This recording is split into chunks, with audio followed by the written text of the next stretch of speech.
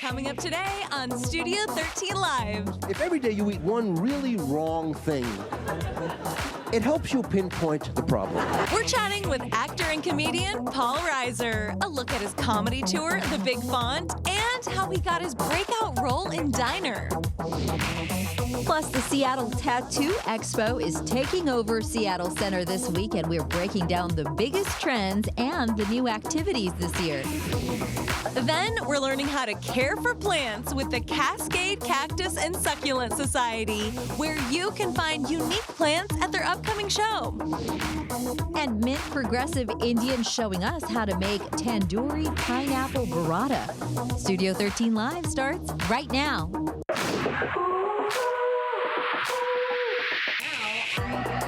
I wanna see you smile, take you another mile. Don't gotta wait, don't gotta wait, don't gotta wait today. It's happening all around, like sunshine through the clouds. I'm gonna make your day.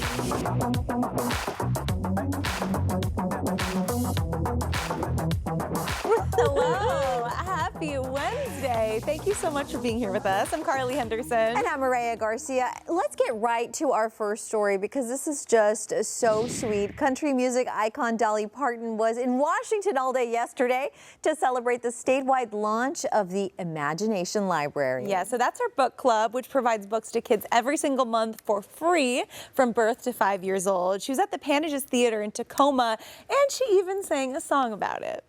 Books, books, I love books, the way they feel and smell and look. From my first look, I was hooked on books, books, books. I love that. Oh my gosh, so cute. Dolly's Imagination Library, it went statewide with legislative approval last year. 65,000 kids in our state have already enrolled in the program. I know people love this program. Washington is the 11th state to offer it, and it's the first on the West Coast. Dolly Parton saving the world here. I know, I love this idea. This is so great. And not for nothing, but the beginning of that song sounded a lot like the random songs I sing my kids. So I was like, oh, okay. If only we could sing like Dolly. That is true. I don't sound like that. It's really cool, too, because, you know, the whole program was inspired by her not really having money for books growing up, not having access to it. She grew up poor in Tennessee. So I think it's great. This program's been around since 1995, and she's just making everyone's lives a little bit better, giving them books, books, books. I love it. Yes, absolutely. Yeah. All right, more details coming out about the family behind the Blind Side movie. Yeah, so the Toohey family responding to those accusations we talked about just yesterday from former NFL star Michael Oher. And in that lawsuit, Michael says that he believed the family was adopting him, but instead he was placed in a conservatorship.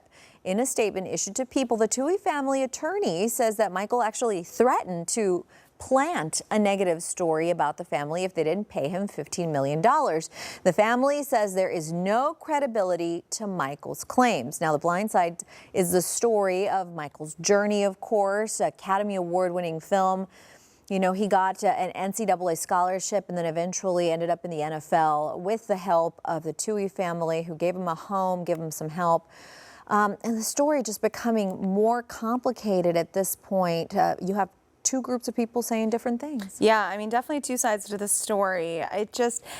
It's strange to me that this movie could make $300 million and Michael wouldn't get anything, right? And them telling the story of how he contacted them first and tried to get money. I feel like it doesn't sound like what they think it sounds like, which is that he's greedy and trying to like sabotage them. I feel like what it sounds like to me is he tried to work it out privately and that didn't work. So now we're all hearing about it. Absolutely. And you know, the thing that's really just concerning to me is the way we're using conservatorships, you know, and him just wanting that eliminated. That's what's really concerning to me. Like, was there no other way to handle this? And I've also heard like different things, like from we made absolutely no money on this film, which doesn't sound realistic to me, you know, what do I know, to he was paid fairly, you know, so it's kind of like, well, what's going on? But hopefully they can get that sorted. Yeah, absolutely. Hey, Matthew McConaughey and his family, they're teaming up to support Maui relief efforts. So in an Instagram video with his 15-year-old son, Levi, McConaughey announced that he and his wife are funding an emergency aid plane with the organization Baby to Baby. So they're going to be providing hundreds of thousands more critical supplies to have an immediate impact on children and families in need across the island of Maui. So according to the Red Cross of Hawaii, they're serving more than 4,000 people across at least 11 different shelters.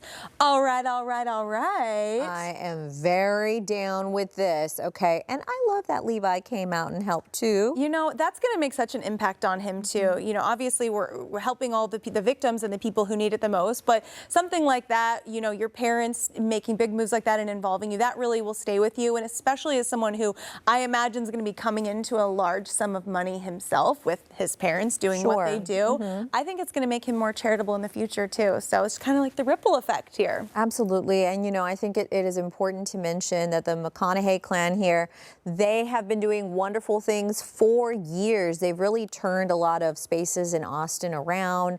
So it seems that wherever they are, they like to make sure that they're helping the community. And then, of course, with these devastating fires and the years-long recovery ahead, it seems like they want to do their part as well. A lesson we can all take. Absolutely. All right, so Arizona State University, they're offering a new class. Okay, this one might send us back to college, Carly, okay? It is surrounding Taylor Swift. So each week, it's a psychology class, and it'll connect a theme from a Swift album to a topic in social psychology. But the professor is warning, this is not a fan club. It's a class, okay? She says that the content will spark meaningful conversations and serve as a teaching tool for learning advanced psychology concepts. That's still available starting this fall. I love this idea. This is not the first time somebody's done something like this, but I love the idea of using popular culture to understand long-standing academic theories. Yeah. Oh my God. It sounded so fancy and sophisticated the way you said that there. Yeah. I mean, you're right. Like there's been rock and roll history classes. I remember, you know, that was at my college.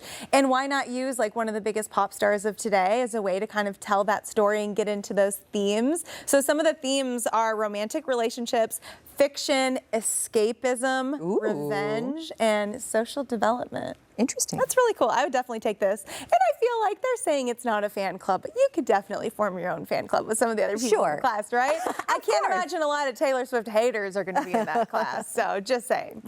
All right, out today on Netflix, the Depp versus Heard docuseries. This is a 3-part series, and it recounts last year's defamation lawsuit between Johnny Depp and Amber Heard. So don't expect a lot of legal insight in this. The series mostly focuses on how social media reacted to the case. Some people even called it the first trial by TikTok. TikTok had a huge impact on this trial. It was so many different memes came out of the whole thing. It was, yeah, it really was taken to another level online. Yeah, you know, I think there's a long history of two different sort of judgments happening, right? There's the legal judgment and then the court of public opinion. And that has been going on, you know, forever. But this was very different because you can reach so many more people. So there is a real impact how one person is viewed versus another, you know, and oftentimes I watched parts of those trials for work because they were televised, they were streamed, and sometimes I would hear the witnesses speak and then see how TikTok would sort of distort that and think, well, that's not what they said. But at that point, it's too late. Right. And I mean, the reality is that that's how a lot of the younger generation is getting their news and getting their information. So it's not stopping anytime soon. No, we can say that for certain. It's not going to change anytime soon. Make sure you double check all your information. Absolutely. Do more than watch that one TikTok. Yeah, they will though. You're already watching TV. Yeah, so. yeah, that's fine. Absolutely. Yeah. All right. Coming up on Studio 13 Live, we are learning all about cacti and succulents, the benefits of having them in your home, and how to take care of them here in Seattle. But first, we're going to be chatting with actor and comedian Paul Reiser ahead of his show at the Tacoma Comedy Club. We're going to take a look at his movie and TV career spanning more than 35 years, including his role in Stranger Things. We'll be right back. It's happening. So many of us were raised with our next guest on our TV screens. You know him from Mad About You, My Two Dads, Diner, Alien, and of course the Beverly Hills Cop movies. Can't forget Stranger Things. What a performance. And he's actually doing a 4-show in 2 nights at the Tacoma Comedy Club this weekend. We are so excited to chat all about this with actor and comedian Paul Reiser. Hello. Hello. How are you? Nice to be with you virtually. Yeah, virtually is still good, and we are so happy to have you here. So some people might not know this, but once you launched your very successful movie and television career, you actually took a break from stand-up for about 2 decades. But was there a part of you that always knew you'd go back? Yeah, I didn't mean to take a break that long. I kind of just forgot. You know, when I started 1,000 years ago, my only goal was to be a comedian. That's what I wanted to do. And then Diner happened and TV and all these things happened. And then when Mad About You started in the 90s, it was sort of labor intensive. So I got busy with that and I didn't go out and do stand-up. And then when it was over, I kind of was happy to stay home and had a new kid and everything. And my goal was always to go back, but it took a while. So now it's really funny when I go out, and a lot of people say, oh, I didn't know the guy from Stranger Things does comedy. I guess that's fair. I haven't been out for a while, but I love it. You know, to me, it's the most fun, to be honest. And people go, oh, Stranger Things must be fun. I went, it's fun, but not as much fun as live, you know, when you're in a live club, especially a club, even more than a theater. You know, so I'm excited to be coming this weekend. There's something really fun about clubs. They're just right there, and the audience, it's very interactive, and there's nothing like it. Yeah, you were booked and busy. I mean, obviously love live too here on our show. What was like the number one thing you would say you'd missed about doing stand-up? You know, it's the immediacy. It's you don't have to wait. You say something and you get a laugh, or you don't. And as opposed to a movie or TV, you have an idea and you go, well, I have to spend a year writing it and 2 years raising the money and 3 years to get studio approval. You know, there's no middleman. And especially after going out after the beginning of COVID and the pandemic, when everybody was sort of separated, I find not only me, but the audiences too are still enjoy feeling the difference. It's like, oh, human interaction is really important, and seeing actual human beings, not just virtually. There's something unreplaceable about that. Absolutely. And I love this story, actually. So after college, you told yourself that you would commit to trying stand-up full-time for a year. And I think that there's just so many people, you know, myself included, that'll dip out after a week or a month because you're just not seeing results. So talk to us about the importance of giving something a fair shot for a longer amount of time. Well, you know what? I always tell, and I had to make this argument to my parents. The reality is, the goal to become a comedian is the worst career plan in the world. It's just like, well, why? I remember my father going, I love you, but why would you think you'd be successful at that? I don't know. I don't know that. But, you know, I think, and this is true for all comedians, certainly the ones, you know, my buddies that we grew up in comedy together.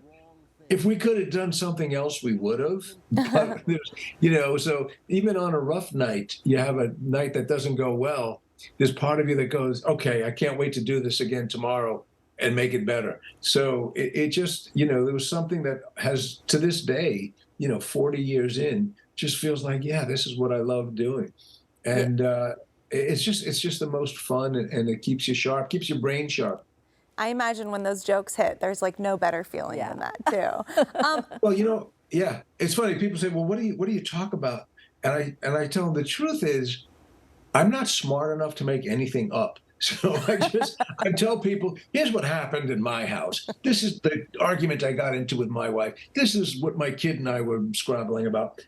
And the audiences are laughing because they're going, oh, this guy sounds like me. Okay, so we're all going through this stuff, and that's, again, it's the human connection. So there's just nothing like stand-up. There's nothing like getting out in front of real live people. For sure. I mean, your breakout role, though, was in Diner, and I know you stumbled into that on accident. Tell us the story of how that all happened. Yeah, I was a comic, and often I guess this is still true. People, you know, when they're casting, will sometimes go into comedy clubs looking for people. So I wasn't even up for this, but a buddy of mine, another comedian, went in for an audition, and we happened to be going. We were having lunch that day. He said, "Just hang with me. I got to drop off a picture at this audition." And I waited for him out in the waiting room. And then the casting director came out and said, "Okay, you're next." I went, "No, no, no, no." And I really tried to bow out of it. I said, "No, I'm not here. I'm waiting for my friend." She said, "Well, come back tomorrow and meet the director." I went, "Okay." And that was Barry Levinson, who went on to become, you know, Academy Award winning director. And that was his first directing movie. It was my first movie. 2 weeks later, I was in Baltimore making a movie with no idea what I was doing. So, you know, there you go. I think the one thing we've learned is that all of us, we make plans, and that's not always the way it works. Right. You know, the plans don't have anything to do with what actually happens. So we want to share this story with you because you were actually at Fox 13 10 years ago. Our executive producer, Bhavisha Patel, was actually working here. She says you were just one of the kindest people, kindest celebrities. Says you love to interact with your fans. So tell us, why is that something that's so important? That's changed. Yeah, that's all over. Sorry, you missed that one. Are you just a jerk now? Every chance I get, I just love people, and I like people, and you know, it's funny. You always remember. I'm sure you've experienced this too. You remember people who are nice, and you certainly remember people who are not nice. Yeah. And it doesn't take much to make somebody really dislike you. Mm-hmm. And, you know, and I can remember the people who were kind to me, and so many people extended, you know, celebrities or just people who were along your journey said, "Yeah, come on, you know, let me help you. Let me, you know, give you a piece of advice." So you try and always, you know, there's no real downside to paying it back and paying it forward. I like that philosophy. Hey, I have to ask you about this. You know, you and your co-star Helen Hunt came back together in 2019 for a reboot, but I know you were not really thrilled about that idea at first. Tell us more about that. No, we had ended the show in 1999 before you were born, and we were thrilled. We loved the show. We were so proud of how we ended it, and we did everything we wanted to do. So we were always, you know, we would joke about, like, can you imagine ever coming back for a reunion? Isn't that crazy? And so we never wanted to, but when all these other shows were coming back and we kept getting approached by studios, and we said, well, let's talk about it. And then we thought, well, we knew it would be fun to play together because we just really loved working together.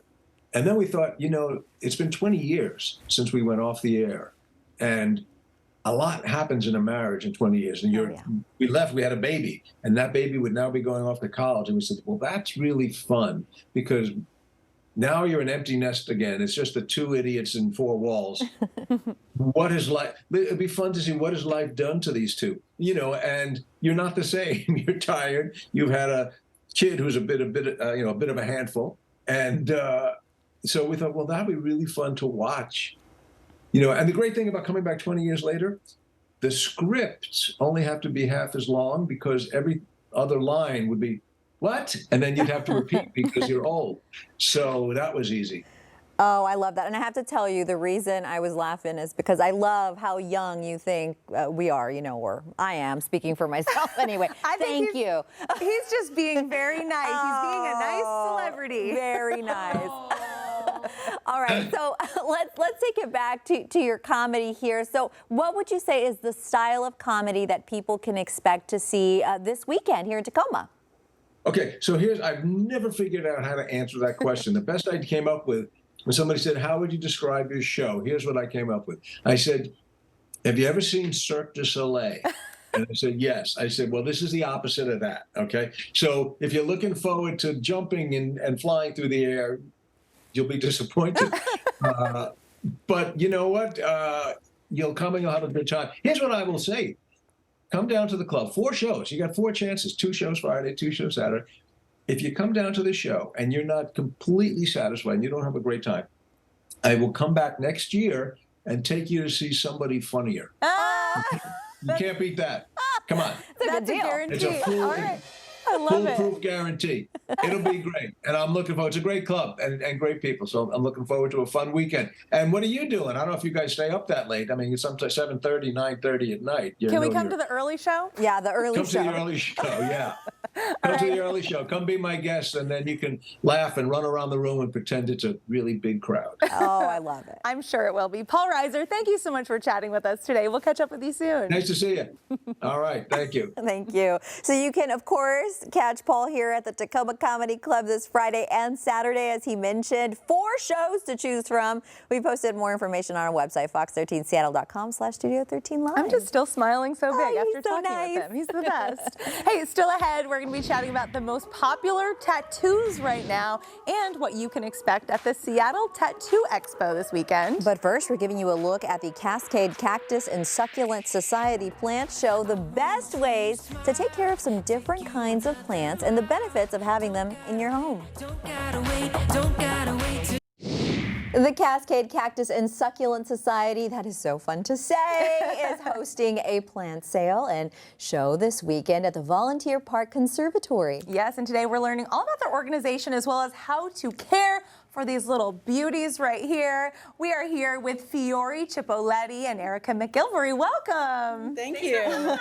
thanks so much. We're just admiring all of your amazing plants here. So let's talk about the club, CCSS. It's for cacti and succulent enthusiasts. Tell us a little bit about kind of how it started and also like how has it evolved over the years, Tim? Yeah, well, we started as a study group in the 70s. And yeah, it's been a while. And we still are studying and having fun. And it's kind of evolved for showing all the other growers. We visit each other's greenhouses. We do picnics. We go on study things. We visit other farms or even cactus in the wild. We'd like to learn about this because that helps with conservation. And that's one of the reasons that the Seattle Parks has partnered with us for the sale, because they are into conservation and education and they're supporting us. That is a lot of love for plants, and I am Yes. here for it. Okay.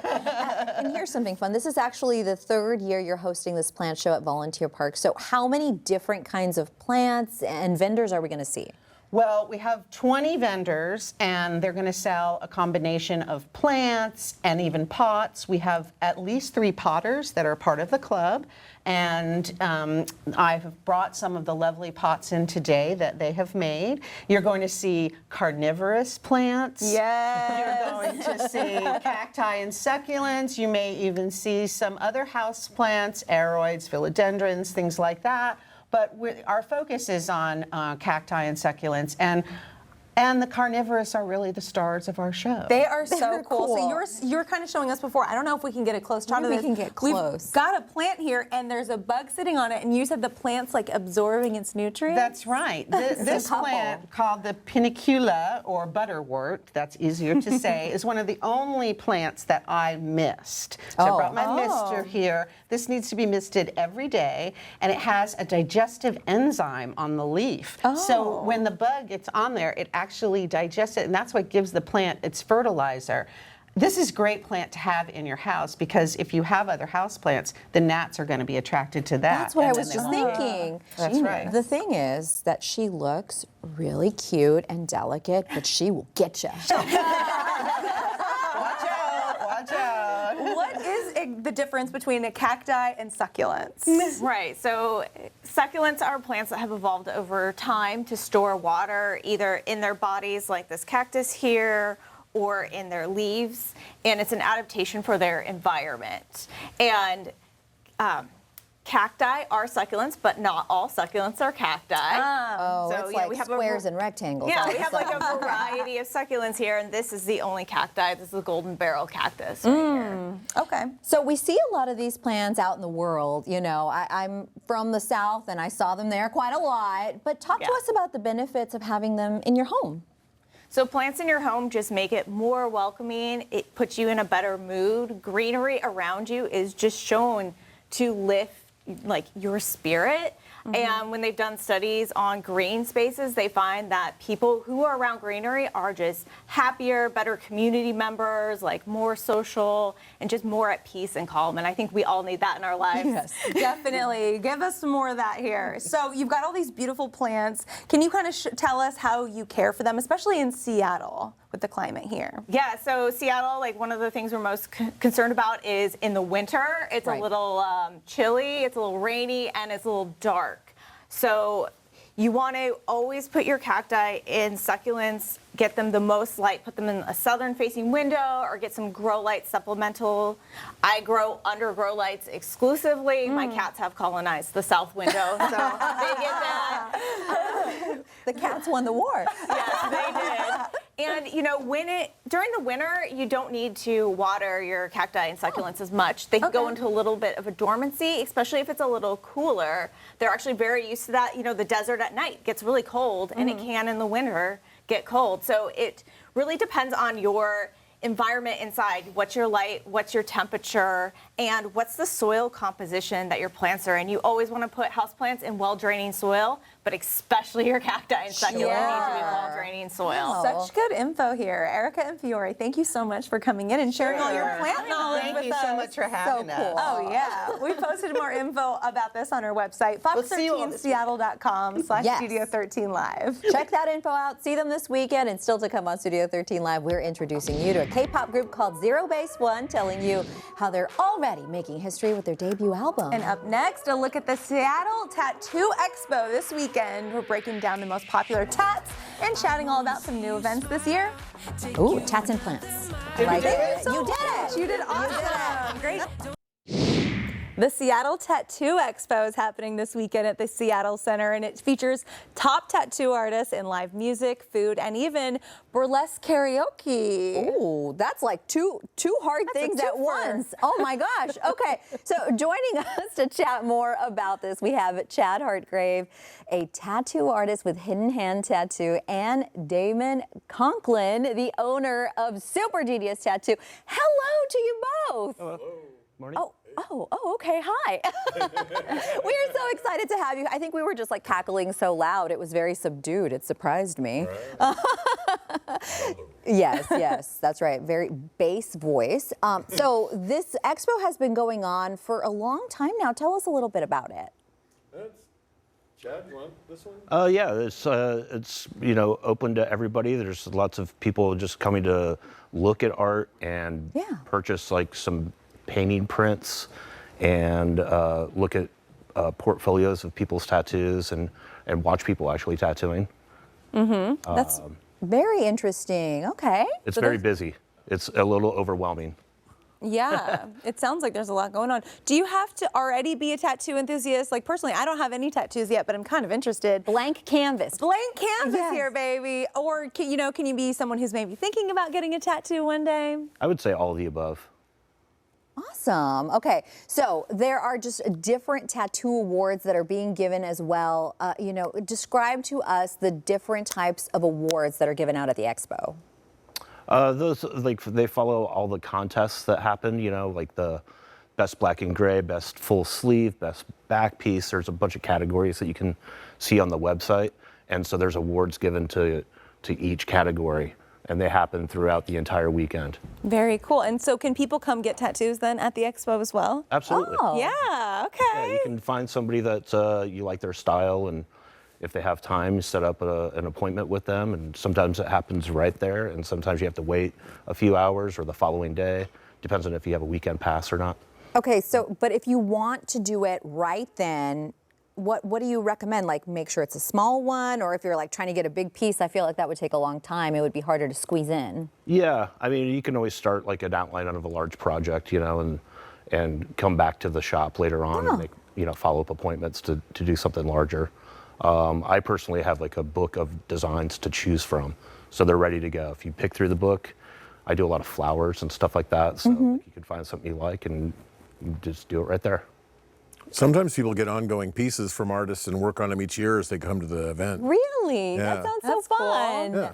The anticipation would really get me though. Waiting. That's you got to manage that. That's You need tough. some patience. Okay, so on top of getting tattooed, I hear there's some fun events also going on. What are they? Well, there's a. Did we talk about the contest yet? Yeah. We talked about the awards. Yeah. Oh, okay. Well, what is the karaoke burlesque thing? Yeah, that does sound fun. How That's does that like having work? your own backup dancers. You know what I mean? true, that's true. It seems to me like that's something you should have to pay a lot of money for, to have the full like lounge experience while you're karaokeing. How does that badly. work exactly? Do you, anyone who wants to go take the stage, but you also have dancers around? I believe that you do your thing and they do their thing, and together it makes a big thing, you know? Just choose a song And it's to sing awesome. to, and then they dance to it. That's pretty cool. Actually, We're pretty good at karaoke. I know. I don't know. I mean, like we sound terrible, but the vibe is there, you know? That's And all it's that all about the matters. vibe, because it's a party, right? So I want to talk about tattoo trends a little bit. Okay. What are some of the kind of most popular tattoos y'all are getting asked for and you're seeing this year? I would say that it varies quite a bit. To me, I mean, I don't know. You could be really specific, like the sacred geometry type designs. have Oh been really yeah, I've seen popular. a lot of that. A lot of that kind of stuff. Even all the way to people blacking out like an entire arm. That's been like an ongoing thing recently. But I think as those popular things happen, it always goes back to the classic themes, which is like Americana, traditional tattooing, like sailor style tattoos. Yeah, nautical themes, yeah. And like large, like Japanese style bodysuit tattoos, and like black and gray realism and stuff like that, you know? Wow. Well, and I think honestly, like the traditional Americana stuff is making a big revival right now. There's a lot of young artists with fresh ideas that they're infusing into it, and bright color variations, but sticking to the roots of it. And so, you know, I think the TikTok tiny tattoos are kind of getting close to the end of their thing. really? Is So that what you're hoping? we can only hope. Yeah. Fingers crossed. I think it's just like it must be very repetitive to do so many of those, right? Well, I mean, a lot of them are so small that they just don't hold up well over time. And people get them in weird places where they don't always look good over time. Yeah. And it's just like, it's, Right. yeah. What about finger tattoos? Because I know a lot of celebrities do that. Are you seeing a lot of regular civilians doing the finger tattoos too? Compared to back in the 90s, it's insane how many people have them. Yeah. But that's another one of those things that people learn the attrition lesson on. Because Oh, it's is that like, a rough spot?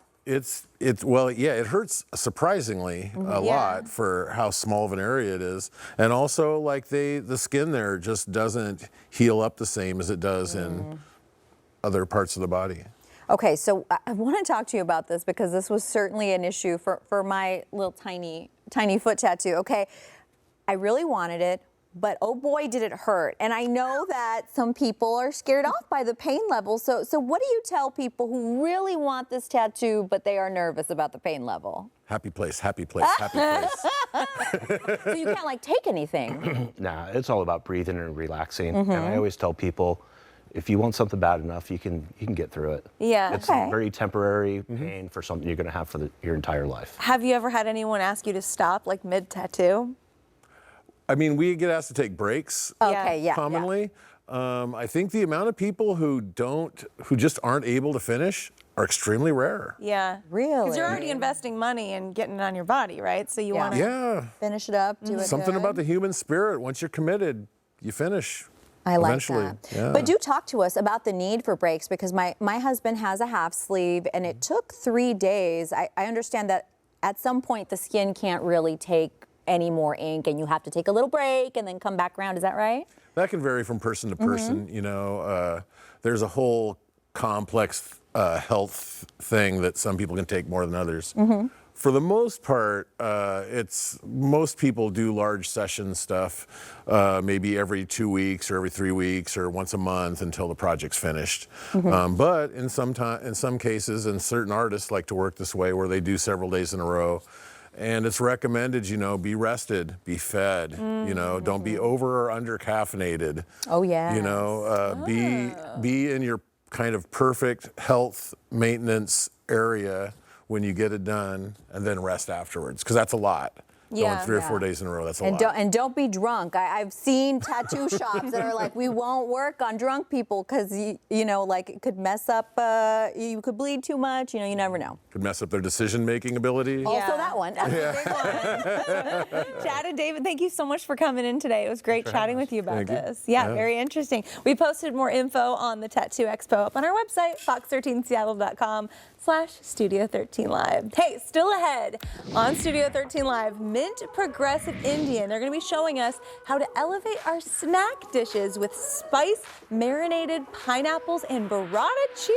Yum. Wow, that looks good. Okay, up next though, we're hearing from the record-breaking rookie K-pop group ZeroBaseOne all about their unique debut process. It is time for our K-pop catch-up where we learn all things new in K-pop in the industry and hear from the groups themselves. That is right. We also have another exclusive interview with a record-breaking new group that Fox 13 video journalist Clint Edwards talked with. Hi, Clint. Hey, yeah, so happy to be back. Yeah, this is Awesome. exciting. Who are you introducing us to today? Yeah, so this one's going to be ZeroBaseOne. They just debuted at the end of June, and they're already making history in the industry with the first album that became the most pre-ordered album of all time. Wow. Hello, Studio 13. We are ZeroBaseOne.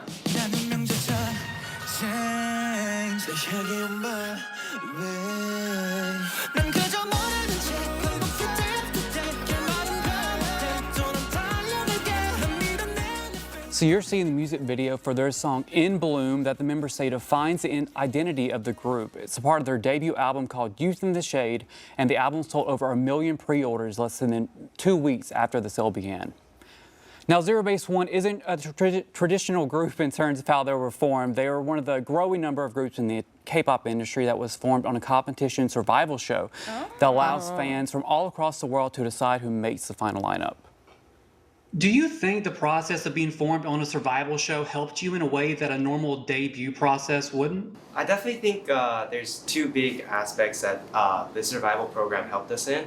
And I'd say in a very short amount of time, we had to improve a lot of us being on the stage. So that's facials, details, vocals. And I think before even debuting, we felt like a family.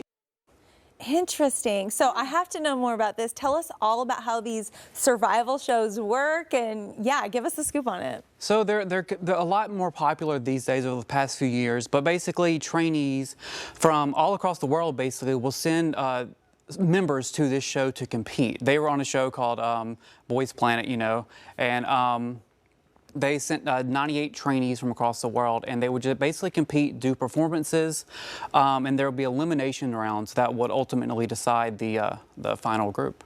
You know, my toxic trait is thinking that I could do these dances, but if there's a whole elimination show, I cannot.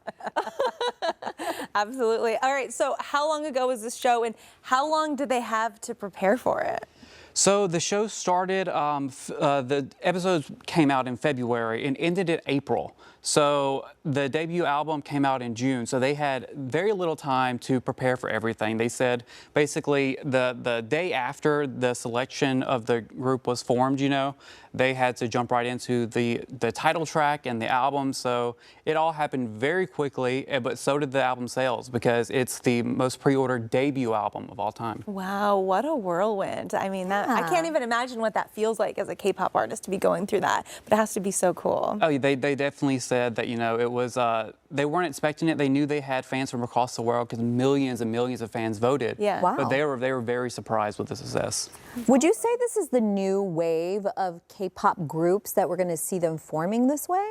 So there are a lot of really big groups that have done that for sure. There was a Girls Planet before Boys Planet, and a group called Kepler came out, and they are project groups. They're not long term. I think they have about a 2-year or so contract. Oh. Yes. So basically, they're contracted for this group, and then they'll go back to their companies after that. So it gives their company some recognition to say, oh yeah, we had this member, let's form this new group.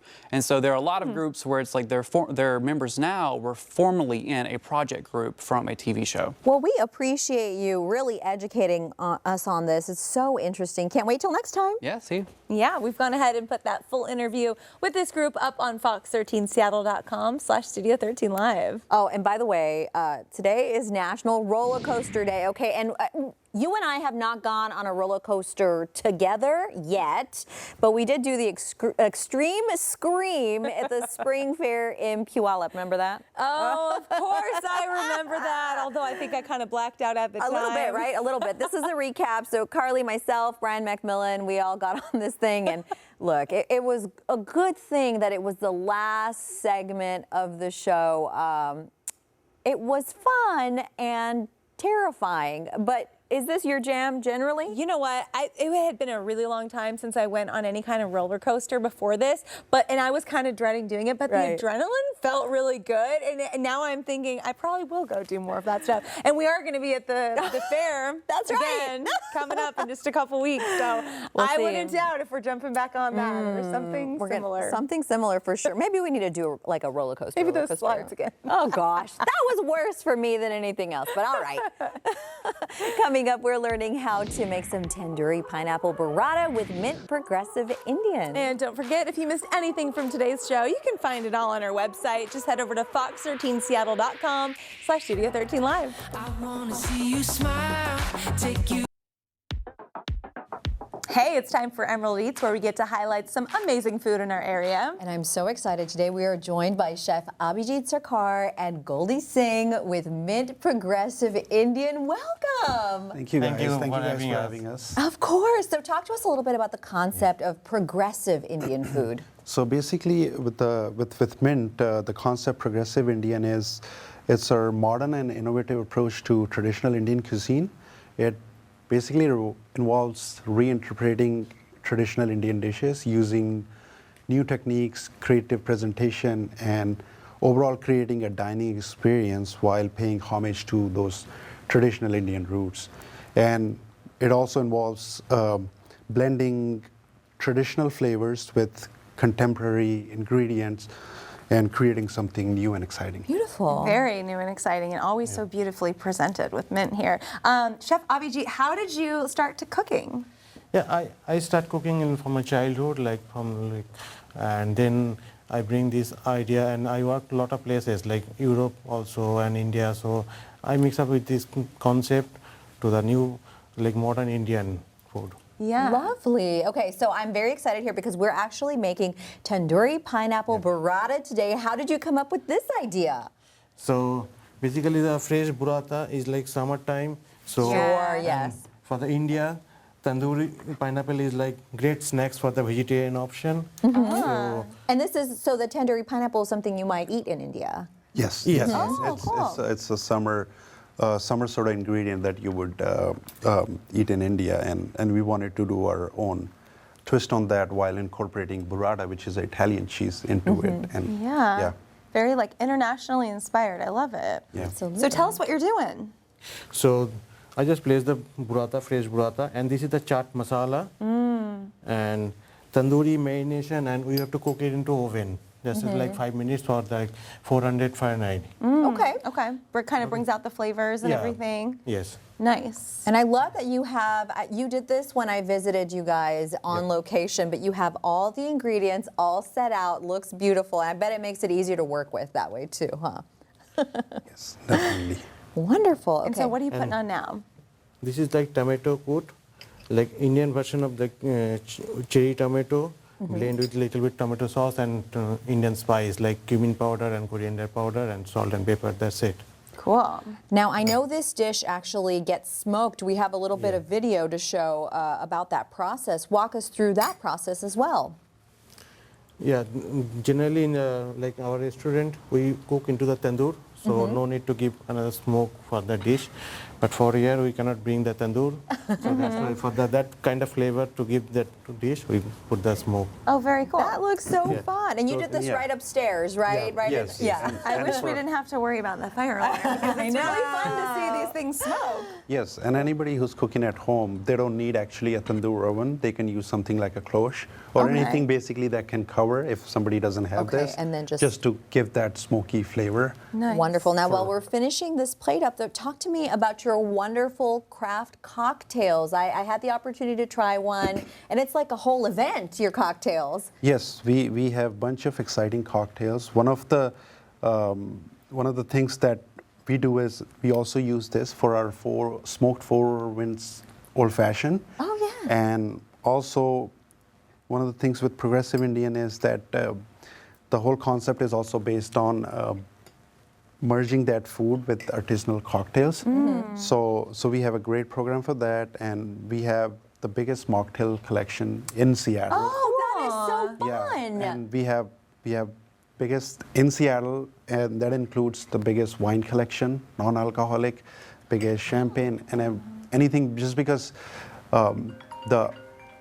the biggest demographic that we have there, it's Indian customers, and generally it's not a drinking culture. So we had to come up with this whole collection of like I think that's non-alcoholic. so lovely. Yeah. Because that way, really anyone can enjoy want it. some? Yes. Yeah. You want to give it a try? Oh, me? Go Okay, ahead. sure. What am I putting on? You can put the sorrel. This? Yeah. Oh, okay. Beautiful leaves. Look at that. You get to get a little creative, right? Okay. You did 99% of the work, but I will You can put Take the some of garnish. that You wanna do some, experience Maria? in. Yeah, Also, you can put the sure. garnish like A little viola, flower. the edible flower. Oh, let me see. We love an right edible there. flower. Oh, so pretty. Okay. Are we able to try this out? How much more do we have? Okay. We're ready. Let's give it a little try. And as we're doing this, Wonderful. Goldie, why don't you tell us about your other restaurants too, if people want more of a traditional kind of dining Sure. experience? So I own a traditional Indian restaurant. It's in Lower Queen End. It's called Roti Cuisine of India. And then we just opened up a new restaurant. It's in South Lake Union. It's called Food Junction.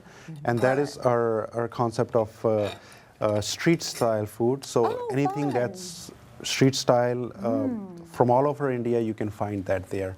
So we have basically 3 concepts all in Seattle for you guys, like, for anyone I to love this because this has like the warming Indian flavors that I love, but it's so fresh with that Yes. variety, It is. don't you think? It's amazing. I couldn't agree more. Well, thank you both for joining us. This has been lovely. Thank you very much for having us. Thank So good, so good. Okay, we've posted more info on our website, fox13seattle.com/studio13live. Have a good rest of your day. Stay cool. We'll see you tomorrow. I wanna see you smile, take you another mile. Don't gotta wait, don't gotta wait, don't gotta wait today. It's happening all around, like sunshine through the clouds.